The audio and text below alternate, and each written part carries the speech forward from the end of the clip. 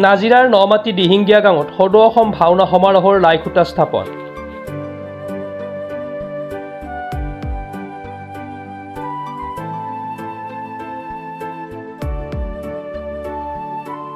নাজিৰা মহকুমাৰ বৃহত্তৰ জোকতলি মৌজাবাসী ৰাইজৰ উদ্যোগত, শিৱসাগৰবাসী ৰাইজৰ সহযোগত আৰু মঠিয়া চিগাবাসী ৰাইজৰ আতিথ্যত নমাটি দিহিঙ্গীয়া গাঁৱৰ মহামিলন ক্ষেত্ৰত 28 জানুৱাৰীৰ পৰা 2 ফেব্ৰুৱাৰীলৈ 6 দিনীয়া কাৰ্যসূচীৰে অনুষ্ঠিত হ'ব লগা সদৌ অসম ভাওনা সমাৰোহৰ আজি আনুষ্ঠানিকভাৱে লাইখুটা স্থাপন কৰে কলিয়াপানীৰ আউনীআটী সত্ৰৰ ডেকা সত্ৰাধিকাৰ দেৱানন্দ গোস্বামীয়ে।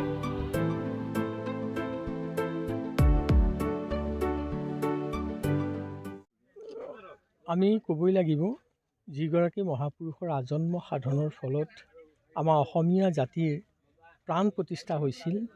পৰ্বত ভৈয়াম জাতি জনগোষ্ঠী সকলোৰে মিলন ক্ষেত্ৰ কৰিছিল মহাপুৰুষ শংকৰদেৱে, যাৰ কাৰণে ভাওনা সংস্কৃতিকে মূল আধাৰ হিচাপে লৈ মহাপুৰুষগৰাকীয়ে অসমীয়া জাতিটোক একতাবদ্ধ কৰিছিল।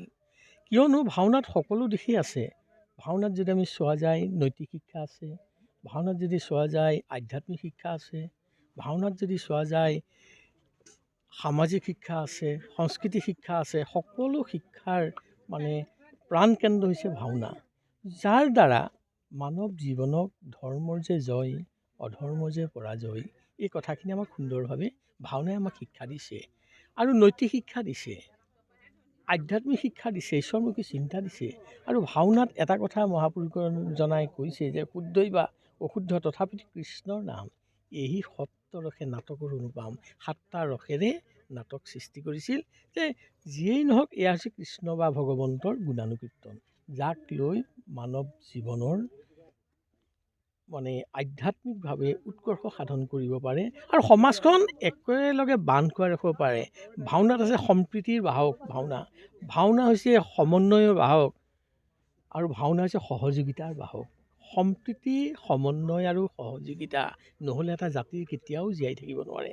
সঁচাকৈ মহাপুৰুষগৰাকীয়ে সকলোকে একত্ৰিত কৰি জাতি ধৰ্ম বৰ্ণ নিৰ্বিশেষে সকলোৱে উপভোগ কৰিব পাৰে, য'ত ধনী দুখীয়া উচ্চ নীচ সকলো একেখন মঞ্চৰ তলতে বহি পেলাই সকলো একেলগে থাকিব পাৰে। এনেকুৱা এখন মঞ্চ আমাক দি থৈ গৈছে। আমি আশা কৰিছোঁ এই নমাটি দিহিঙ্গীয়া গাঁৱৰ ৰাইজৰ যি অসম ভাওনা সমাৰোহ পাতিছে, ইয়াৰ দ্বাৰা যাতে আমাৰ অসমীয়া সমাজৰ যাতে সম্প্ৰীতি অধিক ৰূপে এক সুন্দৰ আধ্যাত্মিক বাতাবৰণ অনুষ্ঠিত হোৱা উক্ত লাইখুটা স্থাপন অনুষ্ঠানত অঞ্চলটোৰ শতাধিক ভক্তপ্ৰাণ ৰাইজে অংশগ্ৰহণ কৰে। এই অনুষ্ঠানভাগী সাফল্যমণ্ডিত কৰাৰ বাবে সমূহ ৰাইজৰ সহায় সহযোগিতা আৰু দিহা পৰামৰ্শ কামনা কৰিছে উদ্যোক্তাসকলে। ইয়াত উপস্থিত থকা সাংবাদিক বন্ধুসকলক আমি প্ৰথমতে আমাৰ নমস্কাৰ জনাইছোঁ, তেখেতসকলক ধন্যবাদ জনাইছোঁ। তেখেতসকলৰ ব্যস্ততাৰ মাজতো আমাৰ ইয়াত আহি তেখেতসকলে আমাৰ বাতৰি সংগ্ৰহ কৰিবলৈ আহিলে। আমি প্ৰথমে তেখেতসকলক আমি সেৱা ধৰিছোঁ। ইয়াৰ পিছতেই আমি অনুষ্ঠানভাগী আজি আমাৰ শুভ আৰম্ভণি লাইখুটা স্থাপন হৈছে। আপোনালোকে নিশ্চয় দেখিছে।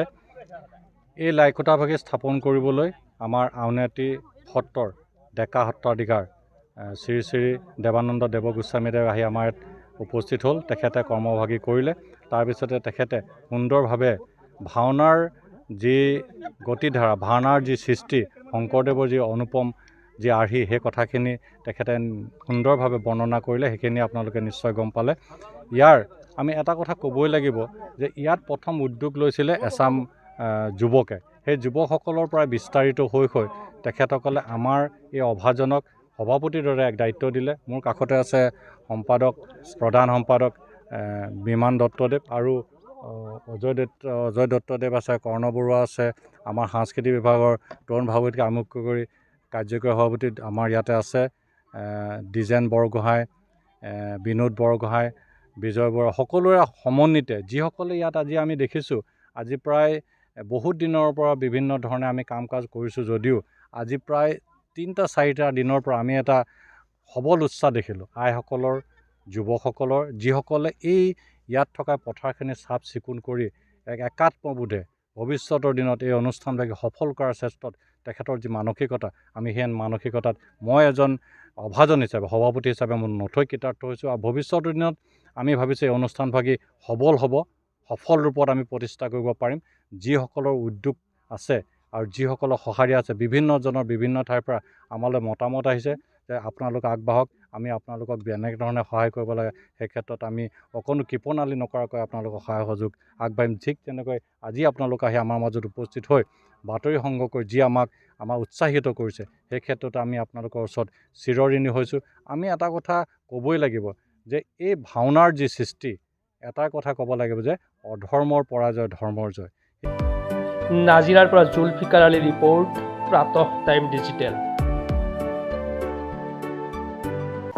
Move Well Plus Physiotherapy Wellness and Rehabilitation Center দক্ষিণ কামৰূপৰ ব্যৱসায়িক প্ৰাণকেন্দ্ৰ বিজয়নগৰৰ লগত VIP চকত থকা 2খন ক্লিনিক বৰ্তমান 15 বছৰৰ ওপৰত অভিজ্ঞতা থকা ডক্টৰ পল্লৱীনাথৰ তত্ত্বাৱধানত চলি আছে।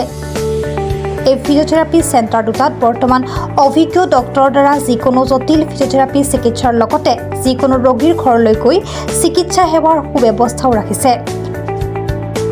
আপোনাৰ অঞ্চলৰ যিকোনো ধৰণৰ ফিজিঅথেৰাপি চিকিৎসাৰ বাবে Move Well Plus physiotherapy and sports injury ক্লিনিকৰ লগত যোগাযোগ কৰক।